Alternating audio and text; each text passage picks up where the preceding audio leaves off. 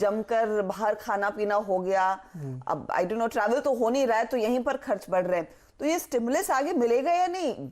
इसके लिए तो नहीं दिया था कि आप अय्याशी करें। देखिए अमेरिका में लुलुलेमन का रिजल्ट इसीलिए अच्छा आया था ना, क्योंकि लोग इतना महंगा तब भी खरीद रहे थे। बहुत पैसे हैं और कई जगहों में क्रिटिसिज्म ये हो रहा था कि इतने पैसे आप दे रहे हैं, लोग सेविंग कर ले रहे हैं क्योंकि उनको जरूरत ही नहीं इस पैसे खर्च करने की। नहीं, सेव कर लो तो मैं समझती हूँ आगे किसी बुरे दिन काम आएगा, पर आपने भर के इतना सारा खर्च कर दिया। US economy based on consumption, और वहाँ पे ये जो कंजम्पशन है बहुत ज़्यादा होता है।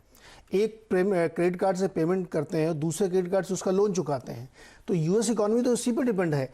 तो इतना ज़बरदस्त अगर पैसा है वहाँ पे सिस्टम में, लोगों की जेब में, तो ये खर्च होगा, इसीलिए कंजम्पशन वाली स्थिति दिख रही है। डेल्टा का रिजल्ट बहुत अच्छा नहीं आया है, लेकिन आउटलुक बहुत अच्छा दे रहे हैं वो कि शानदार ग्रोथ आगे होने वाली है। तो अमरीकी बाज़ारों में ये एक बहुत, जिसको कहते हैं कि रॉकेट की तरह चला, इसी वजह से बॉन्ड यील्ड नीचे आई, ग्रोथ आउटलुक बहुत अच्छे दिख रहे हैं। क्रूड भी इसी चक्कर में भाग गया ऊपर, थोड़ा सा 66 को क्रॉस कर गया, कि इकोनॉमिक ग्रोथ वहाँ पे बहुत अच्छी देखने को मिल रही है। तो अमरीकी बाज़ारों की तरफ अगर आप देख रहे हैं तो आज का दिन बहुत ही शानदार है, और हमें लगता है कि इसका इम्पैक्ट आपको इंडियन मार्केट में डेफिनेटली देखने को मिलेगा। तो ये देखिए एक बहुत ही पॉजिटिव डेटा पॉइंट है, विदेशी बाजारों में तेजी। और आज देखते हैं चाइना क्या रिकॉर्ड नंबर्स लेकर आता है। जीडीपी के आंकड़े बेहतर रहेंगे चाइना में, क्योंकि वहां पर भी अच्छी स्पेंडिंग हो रही है। जब से उन्होंने आंकड़े देने शुरू किए हैं 30 साल पहले, उसका बेस्ट नंबर आएगा वाह चाइना का। तो बस वीरू के लिए आज सिर्फ और सिर्फ तेजी वाला दिन साबित होगा। वीरू बताइए, चौतरफा खरीदारी फिर आतिशबाजी होगी? देखिए हर्ष तक गुड मॉर्निंग। देखिए नीरज जी की कमेंट्री बहुत अच्छी थी, और मेरे लिए इंपॉर्टेंट है कि मेरे पास आज हर्ष तक एक बेस है। यूएस मार्केट की कमेंट्री बहुत अच्छी है, और लेकिन मेरे लिए एक अच्छी बात है कि मेरे पे बेस है। बेस कैसे मैं डिफाइन करता हूँ हर्षदा, अगर आप निफ्टी के चार्ट्स को लेके आए हर्षदा, उस चीज़ को गौर फरमाना बहुत ज़रूरी है आज, कि समझ लीजिए कि 26 फरवरी से लेकर टिल डेट आज की तारीख तक हमने करीब 9 बॉटम, 9 वाइड लोअर शेडोज लगाए हैं बिटवीन 14,271 और 14,500, यानी विद ऑल ऑड्स कोरोना की बहुत वाइल्ड फिगर्स के बीच में भी मार्केट इस 14,271 और 14,500 के जोन को सरेंडर करने को तैयार नहीं है। ये सबसे बड़ी बात है। ये कहते हैं ना भाव भगवान है, ये रिफ्लेक्ट करता है कि ये एक स्ट्रॉन्ग बेस कन्वर्ट हो रहा है।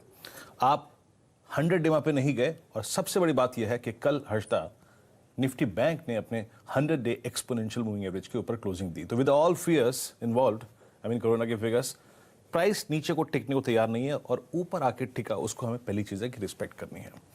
दूसरी एफआईएस के स्टैट्स, अगर आप एफआईएस के स्टैट्स देखें हर्षदा, कल के अच्छे हैं, और 980 करोड़ रुपए की बाइंग, इंडेक्स उन्होंने बाय किया 1308 करोड़ रुपए का, शॉर्ट कवर किया, लॉन्ग किया, स्टॉक फ्यूचर शॉर्ट करके हेज किया।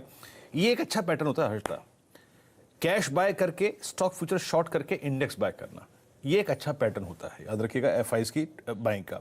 तो मुझे करना क्या है, याद रखिएगा, आज buy and buy on dips with corona figures fear, ये है मेरे ट्रेड की थीम। और आपको बाय करना है मेरे फर्स्ट बेस के ऊपर किसी भी डिप को, लेकिन ट्रबल जोन क्या रहेगा, 14,651, 14,710, वही लेवल एग्जैक्टली हर्षदा जो कि जहां से कल बाजार घूमा था, that is 50 day exponential moving average और 20 डे एक्सपोनेंशियल मूविंग एवरेज। तो ये जोन निकल जाए ऊपर का पहला, तो आपको दूसरा जोन भी मिलेगा, और पहले बेस के ऊपर सारे डिप्स को बाय करना है। एक विकल्प और है आपके पास, नेक्स्ट वीकली कॉन्ट्रैक्ट का 14,800 का कॉल, स्टॉप लॉसेस इस कमेंट्री में मेंशन है। रही बात निफ्टी बैंक की हर्षदा, जैसे कि मैंने कहा, इसने 100 डेमा के ऊपर क्लोजिंग दी है। कल एचडीएफसी बैंक ने 100 डेमा पे अच्छा बिहेवियर दिखाया है। Buy on dips above first base आपकी स्क्रीन पे है। एक ट्रबल जोन हल्का सा जो नजर आ रहा है वो है 10 डे एक्सपोनेंशियल मूविंग एवरेज, जो आता है करीब 32,250, 32,300 के जोन पे। ये निकलेगा तो डिफरेंट ट्रांचेस में आपको ये 4 जोन्स मिल सकते हैं हर्षदा। तो ये अच्छा दिन लग रहा है, और मेरे लिए इंपॉर्टेंट ये है कि एफआईएस के अच्छे फिगर्स के बीच में मेरे पास एक स्ट्रॉन्ग बेस है जहां से बाजार निकल सकता है। लेकिन याद रखिएगा, stay long above first base Harshada ji की पोजीशन, और वो फर्स्ट बेस जो वीरू ने आपको लिखवा दिया है उस पर ध्यान दीजिएगा। एक्शन आज भरपूर देखने को मिलेगा। अच्छा, ट्रेडिंग कॉल्स पर आए, लेकिन उससे पहले जो सबसे बड़ा फेयर फैक्टर भारत में है कोविड के बढ़ते केसेस, उसका जायजा ले लिया जाए। नीरज जी, कल भी देखिए 2 लाख से ऊपर के ही मामले सामने आए। मैं देख रही थी छत्तीसगढ़ में भी अच्छे खासे नंबर्स बढ़ने लगे। छत्तीसगढ़ में बहुत ज़्यादा 97,000 केसेस वहाँ पे थे। छोटी पॉपुलेशन के बावजूद इतना बड़ा नंबर अलार्मिंग है। दिल्ली का नंबर अलार्मिंग है, 17,000 का आया था। जो इस समय मुझे लेटेस्ट डेटा दिख रहा है, जो कि हालांकि 11:15 बजे रात तक का अपडेट है, 2,16,000 केसेस हैं। तो अभी ये 8 बजे के आसपास और अपडेट होगा तो देखेंगे। तो केसेस डेफिनेटली बढ़ते दिख रहे हैं। हॉटस्पॉट में आप अभी भी कह सकते हैं कि महाराष्ट्र टॉप पे चल रहा है, 61-62,000 केस हैं। उसके बाद दिल्ली, छत्तीसगढ़, यूपी, ये सारे जो है एकदम टॉप पे चल रहे हैं। सरप्राइजिंगली कल केरल में भी 9,000 केस आए। ये एक चिंता की बात है कि अलग अलग पॉकेट्स में निकल के आ रहे हैं। तमिलनाडु में 8,000 केस आए हैं। तो मुझे लगता है कि ये जैसे जैसे लोग ट्रांजैक्शन हो रहा है, इधर उधर जा रहे हैं, तो उसकी वजह से होता हुआ दिख रहा है। तो फिलहाल अभी तो नंबर बढ़ते हुए दिख रहे हैं। ये 2,16,000 का नंबर कल से बढ़ा है। कल 2,07,000 समथिंग था। तो ये 14-15,000 का नंबर एडिशनल है। ये भी 11-45 करीब 8-9% का स्पाइक देखने को मिला कल और आज में। और पॉजिटिविटी रेट बहुत ज़्यादा है अभी। तो लेट्स सी कि अभी कल सुबह तक नंबर क्या आते हैं और क्या क्या उपाय राज्यों की तरफ से किए जाते हैं। तो मुझे लगता है कि उस पर ध्यान रखिए। एक अच्छी खबर है कि हॉफकिन इंस्टीट्यूट अब कोवैक्सीन की मेडिसिन यहाँ वैक्सीन बनाएगा, क्योंकि महाराष्ट्र में केसेस बहुत ज़्यादा आ रहे हैं। फाइजर की तरफ से भी कहा जा रहा है कि वो जल्द ही यहाँ पे अपना शुरू कर सकते हैं। तो ये 2 अच्छी खबरें यहाँ से। और एक और अच्छी खबर ये भी है, 2 अच्छी खबरें। एक तो जो सब लोग दिल्ली शिफ्ट हो गए वो घर में बंद हो जाएंगे।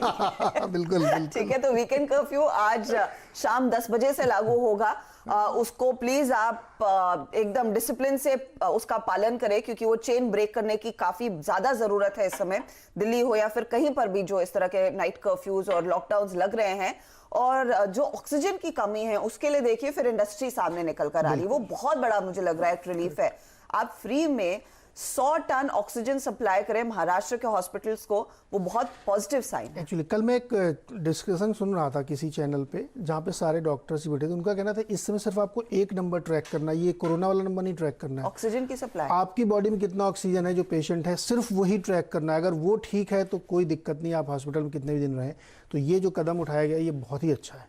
इनफैक्ट तो रिलायंस इंडस्ट्रीज ने कहा है कि जामनगर रिफाइनरी से वो ऑक्सीजन की सप्लाई शुरू कर रहे हैं। मैं तो समझ रही हूँ कि रिलायंस फिर सिर्फ महाराष्ट्र ही नहीं सभी को देगा, गुजरात में भी देगा, दूसरे कहीं जहां पर भी जरूरत होगी मिलेगी। मैं एक छोटा सा अपना शो भी प्लग कर देती हूँ कि आवाज एंटरप्रेन्योर में इस हफ्ते हम दरअसल ऐसे स्टार्टअप से ही बात कर रहे हैं जो मेडिकल इंफ्रा पर जो बोझ आ रहा है ना उसको कम कर रहे हैं। तो आपको कई सारे ऑप्शंस दिखेंगे कि कैसे आप खुद घर में बैठे बैठे एहतियात बरत सकते हैं और ऑफ कोर्स अपनी हेल्थ का ज्यादा ख्याल रख सकते हैं। तो वो मेरा प्लग हुआ। कल सुबह आपको 8:30 बजे आवाज एंटरप्रेन्योर सीबीसी आवाज पर देखना है। चलिए अब बात करते हैं कि आज ट्रेड क्या लेना है, फटाफट वो भी आपकी स्क्रीन पर लेकर आएंगे। फिर स्टॉक्स एंड न्यूज पर फोकस करेंगे। मोतीलाल ओसवाल की तरफ से आ रहा है एक अपडेट कि टाटा स्टील में तेजी जारी रहेगी। 935 का आप टारगेट रखें, 876 आपके लिए स्टॉप लॉस का काम करेगा। ट्रेड बुल्स कह रहा है कि सीमेंस में मौका है, तेजी कीजिए, 1880 का target, 1790 stop loss. The streets की तरफ से जो राय आई है कि एसबीआई में तेजी अब बढ़ती दिखाई देगी, 375 का टारगेट और 335 का स्टॉप लॉस रहेगा। तो ये है वो तमाम ट्रेडिंग कॉल्स। लेकिन स्टॉक्स न्यूज पहले आप बताइए विप्रो कैसा, आजकल आप बहुत ट्रैक कर रही हैं आईटी। नीरज, आपको याद है कि जब हमने पिछले हफ्ते की शुरुआत में वो आईटी की लिंक की थी तो हेडलाइन यही थी कि Q4 पिछले 10 सालों में सबसे शानदार रहेगा। ना वो टीसीएस की तरफ से बयान आया, ना वो इन्फोसिस की तरफ से बयान आया, लेकिन जब विप्रो के नंबर्स आए ना मेरी तो नजरें उसी लाइन पर अटक गई थी। कंपनी ने साफ किया है पिछले 10 सालों में सबसे शानदार ये तिमाही रही है। अच्छी खासी ग्रोथ कंपनी ने दर्ज की और आगे की जो कमेंट्री है वो भी बेहतर है। वो नंबर्स आपके सामने एक बार फिर आएंगे। करीब डॉलर रेवेन्यू ग्रोथ 3.94% पर रही, रुपी रेवेन्यू ग्रोथ ऑफ कोर्स 3.9% पर। मार्जिन्स में अपेक्षा थी कि थोड़ा सा दबाव देखने को मिलेगा मार्जिन्स में, लेकिन यहां पर आप ध्यान रखिएगा कांस्टेंट करेंसी ग्रोथ भी, ये तमाम जो फिगर्स है ना वो कांस्टेंट करेंसी 3 to 3.5% की एक्सपेक्टेशन 3% पर आई है और ये एब्सोल्युटली इन लाइन है। अब आने वाली तिमाही के लिए जो गाइडेंस आया है FY22 के लिए वो कह रहे हैं करीब 2 से 4% तक की ग्रोथ देखने को मिलेगी और Q1 में 2 to 4% तक का गाइडेंस देखने को मिलेगा। बैंडविड्थ इनकी बढ़ती दिखाई दे रही है। जो नए मैनेजमेंट आया ना, मुझे लग रहा है उनसे काफी मदद मिली है, और जो बिजनेस की रिस्ट्रक्चरिंग हुई है जो शॉपिंग भी बहुत करी और शॉपिंग करी, उसका तो फायदा कहीं ना कहीं अच्छा है। माइंडट्री भी आ जाएगा तो कैसा अच्छा दिख सकता है? मुझे उम्मीद है करनी कि चाहिए। हाँ, और कह रहे लोग कि ऐसी बेस्ट position रिजल्ट शायद माइंडट्री की तरफ से अच्छा, आएगा, डायरेक्टर साहब IT कह रहे हैं एक ब्रेक ले लो, बाकी खबरें आगे लेना। तो एक ब्रेक ले लेते हैं, लेकिन हाँ आईटी पर फिर फोकस आएगा और विप्रो फिर जान भरता हुआ दिखाई देगा। और कल हमने अच्छी शॉर्ट कवरिंग भी देखी थी आईटी स्टॉक्स में। फटाफट ब्रेक लेकर लौटते हैं।